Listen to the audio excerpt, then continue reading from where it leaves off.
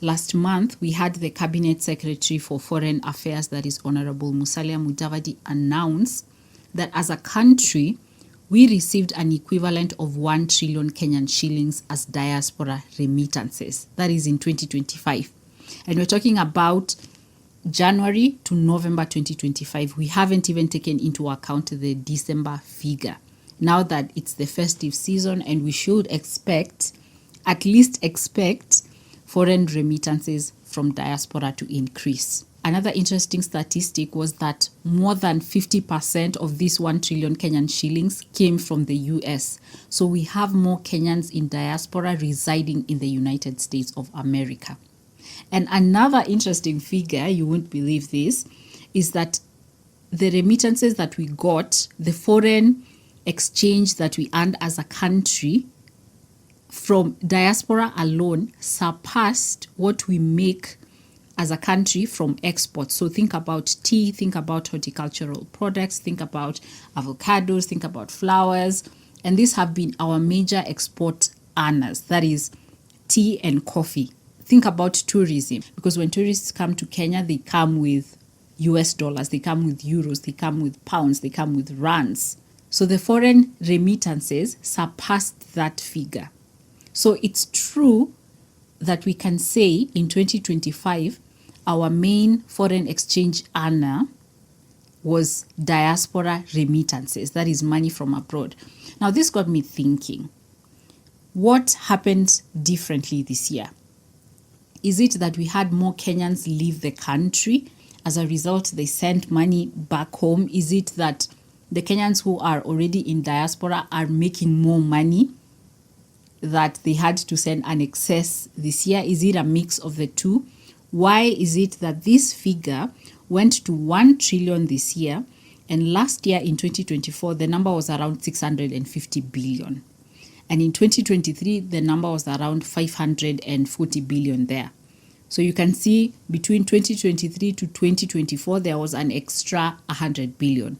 Between 2024 to 2025, that is in November, there's an excess of 350 billion Kenyan shillings. If there's an interesting statistic that I wish they had revealed, or they should keep track of, is how much foreign outflows, how much US dollars, how many pounds, how many euros are leaving the country, specifically from Kenyans, Kenyan residents, to offshore accounts. That would be an interesting figure, but apparently CBK doesn't keep track of that specific figure. When I looked at some of their reports, they were talking about the remittances that are leaving the country. But these are remittances that are not specifically remittances, these are just outflows. So this is money that is being exchanged from money transfer services. And of course, it includes foreigners who are working in Kenya, so they might want to send money back home. It includes investments that are being done by fund managers here in Kenya, by companies that are investing abroad. I wish they could keep track of that, because it would reveal a lot. Where is this money going to? Why is it going there? Why is it stored in offshore accounts? Now, I came across a World Bank report that was done in 2020. I'm going to leave a link to this report so that you can check it out. The title of this report is Elite Capture of Foreign Aid, Evidence from Offshore Bank Accounts. So they had done some investigation, they had done some research, and they discovered that the Kenyan political class, the Kenyan political elites, had actually moved around 327 billion Kenyan shillings to offshore accounts. And this was during COVID times, during the COVID era. Remember, countries were receiving foreign aid to support the economies of this country, to support the healthcare system, to provide food and such. But these funds that came into the country in form of foreign aid were actually leaving the country to offshore accounts. And it was discovered that this money was going to tax haven countries like Panama, like the British Virgin Islands, to the Bermuda, to Malta. And these are countries that don't have strict regulations, strict financial regulations. When you store your money there, they don't get to ask you where this money came from. They could be illicit funds, but they don't care. This is where this money was being kept. Now, it would be interesting if we had such a statistic like the one that I mentioned, where we are able to see the money that has left the country. But again, is this money being transferred in cash? Is this money being transferred online? So those are some of the metrics that we need to take into account, so that when we look at this 1 trillion Kenyan shillings that is legitimately coming into the country that we are celebrating, we can say that this equivalent is leaving the country.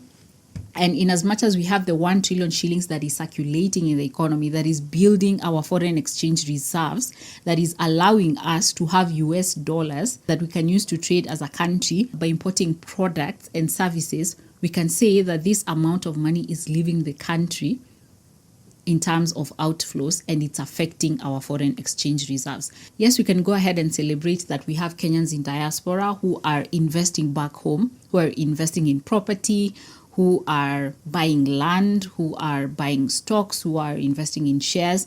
But what about the money that is leaving the country? What about the money that is not circulating, that should actually be circulating? And the fact that these funds that were identified in that report were meant for foreign aid. I personally view this 1 trillion milestone that we hit as a bitter-sweet pill.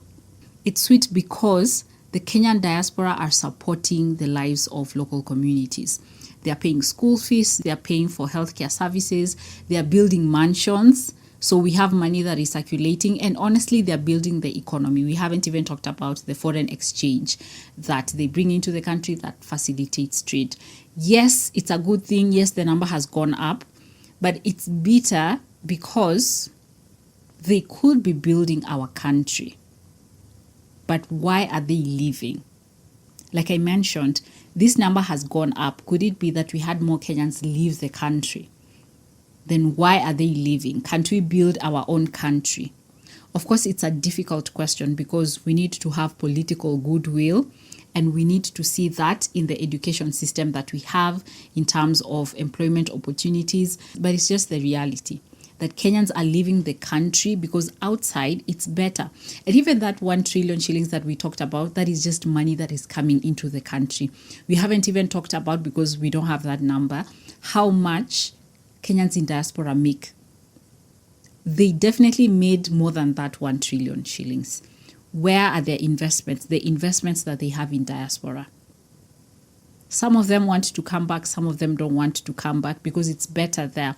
But the reality is that when you go outside, life gets better for you, either financially or mentally. But it's just the reality. Again, Kenyans in diaspora have built networks, they have the knowledge, they have the global exposure that they can bring back to the country. But why do we even have Kenyans who don't want to come back?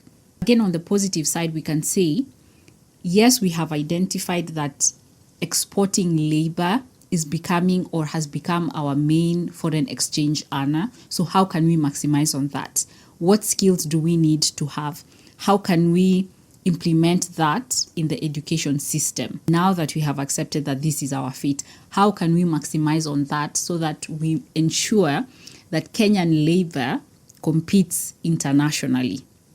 So we can go ahead and rant about it, or we can go ahead and build on it. What's your take on this matter? Should we be concerned that exporting labor has become more prominent than what we produce as a country, than the tea that we export, than the fruits that we export? Is it that we should be an industrialized nation, that we should focus more on manufacturing? And if that's the case, then how can we make that possible? Do you think that we should be proud as a country that we have identified our main foreign exchange earner, that we should maximize on this opportunity, that we should export our labor? In fact, we should have systems that should allow us to export our labor outside, that we should accept this as our fate and just maximize on this opportunity, that we've resigned to the fact that we can't solve unemployment issues. It's okay if we go abroad as long as we're building our country. Or do you feel that a lot needs to be done, although it's difficult, tackling some of these macroeconomic issues that require political goodwill, that we should indeed focus on the production industry, the goods and services that we provide as a country? Do you think that is possible?